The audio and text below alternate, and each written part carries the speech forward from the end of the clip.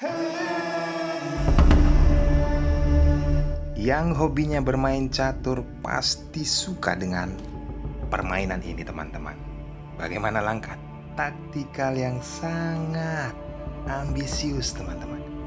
Michael Tal memperlihatkan permainan yang sangat apik.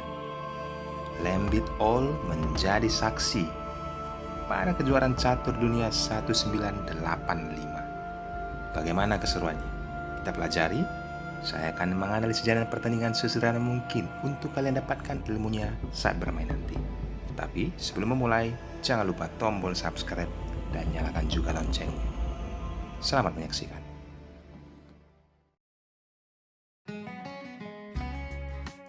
Michael Tal memegang buah putih, memulai dengan langkah pion ke E4. Lembit All memainkan pion ke C6. Putih pion ke D4 dan hitam pion ke D5. Setelah Michael Tal memainkan kuda ke D2, bagi teman-teman yang tahu ini pembukaan apa, pion pukul pion, langsung saya akan sematkan komentarnya bagian tercepat dan yang tertepat. Silakan tuliskan di kolom komentar. Kita lanjutkan permainan. Setelah kuda memukul pion, lalu Lembit memainkan kuda penempatan ke D7. Disinilah langkah awal taktikal dimainkan oleh Michael Tal, mengeluarkan gajah ke D3, lalu hitam berharap melakukan pertukaran kuda. Michael Tal meletakkannya ke G5. Apa bencana yang diterima oleh hitam setelah penempatan kuda tersebut? Lembit All mengusir kuda tersebut. Teman-teman mungkin bisa ataupun berpikir memukul pion yang ada di F7 oleh Michael Tal, melakukan pengorbanan, tetapi itu langkah blunder. Michael Tal memperlihatkan untuk kita pelajari sebagai catur ataupun sama-sama belajar mengancam menteri. Lembit tidak memukul kuda tersebut karena apabila itu rajanya akan tewas. Sangat jelas terlihat, teman-teman. Maka dari itu, sementara dia penempatan menteri ke A5, mengambil tempo skak kembali. Michael Tal tetap mengarahkan menterinya. Maksud saya menteri hitamnya harus bergeser karena diancam kembali oleh gajah. Perhatikan, kuda bisa ditempatkan ke C7 oleh Michael Tal. Tempo skak sekaligus mengancam benteng, maka dari itu menteri menjaga diagonal tersebut, melindungi kotak C7. Michael Tal menarik kudanya? Tentu tidak. Dia memainkan kuda ke F3, membiarkan kuda tersebut. Lembit pun mengambilnya. Apa konsekuensinya setelah tempo skak dan raja bergeser? Ini pertandingan aslinya, teman-teman. Pengorbanan Michael tersebut kita bisa lihat sangat jelas. Perwira yang dimiliki oleh hitam sangat tidak aktif. Benteng dan kedua gajahnya, itu juga kuda, langkahnya sangat diminimalisir oleh Michael Tal. Hanya menteri lah yang bisa produktif, tetapi apa daya menteri? Hanya sendiri bisa maju ke depan ataupun mengambil diagonal. Kita lanjutkan. Michael Tal di sini langsung rokade sayap raja, mengamankan rajanya dan mengaktifkan bentengnya jika diperlukan.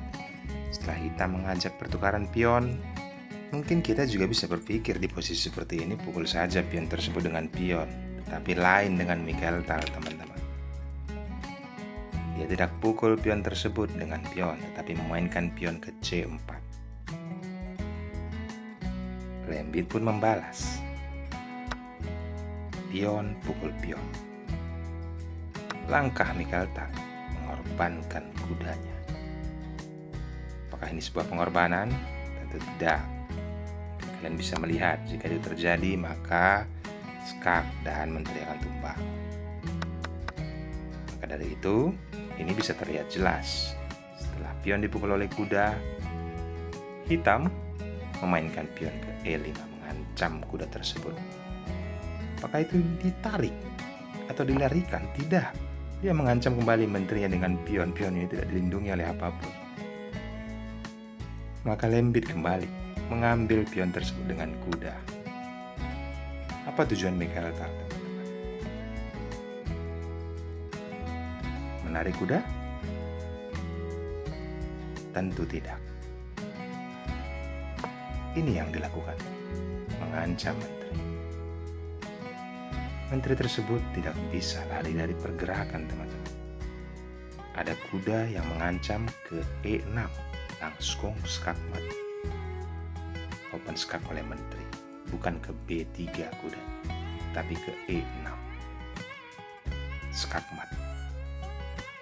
Maka dari itu, Lembit sudah memakan umpan yang sangat beracun oleh Mikaeltar. Permainan berlanjut, pion pukul kuda. Tidak memukul menteri, tetapi mengambil tempo skak terlebih dahulu oleh Mikaeltar memukul pion. Ditutup oleh kuda. Barulah Mikaeltar makan menteri dan gajah pun dipukul oleh pion. Apakah masih berimbang? Permainan tetap dilanjutkan. Mungkin dari kita, posisi seperti ini bisa penempatan benteng ke D1 agar menteri ini bisa memukul pion yang ada di B6 tempo skak. Beda lagi, teman-teman, pemikiran Mikaeltar. Mengambil langkah yang lebih baik, benteng ke C1. Apa tujuannya? Setelah hitam mengancam menteri, sekaligus membuka ruang bagi rajanya. Menteri ditempatkan ke C4, sudah dilindungi ataupun sudah di backup oleh benteng yang ada di C1. Apa yang bisa diperbuat oleh Lembit? Mengeluarkan gajah. Kali ini Mikaeltar benteng ke D1. Masih berlanjut, tambah tempo untuk melindungi kuda, benteng ke F8. Barulah Mikaeltar mengancam gajah dengan pion.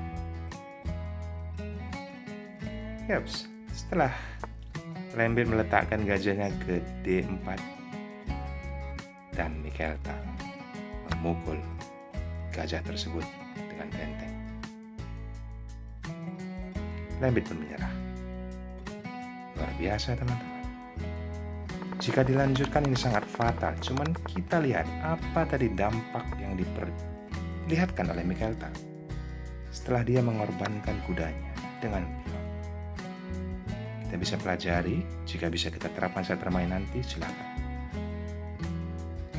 Sangat rumit bagi buah hitam jika posisi ini terjadi. Korbankan sebuah kuda. Baiklah, teman-teman, kita akan lanjutkan apa yang terjadi setelah kondisi seperti ini. Gajah diancam oleh pion dan gajah tersebut dipukul oleh benteng. Jelas benteng mungkin dipukul oleh pion. Maka Raja Hitam skakmat dengan pion. Bagaimana caranya? Kita jalankan. Yang pertama, menteri ditempatkan ke C7. Langkah raja dan langkah paksaan. Dan kali ini tidak ada pergerakan untuk raja, maka ditutup oleh kuda. Kuda tersebut dipukul saja oleh benteng. Satu langkah raja ke F6 dan menteri. Langkah paksaan lagi ke G5 ditutup oleh skakmat pion ke H4. Luar biasa, teman-teman. Ambil pelajaran pentingnya yang saya sudah analisis sangat detail.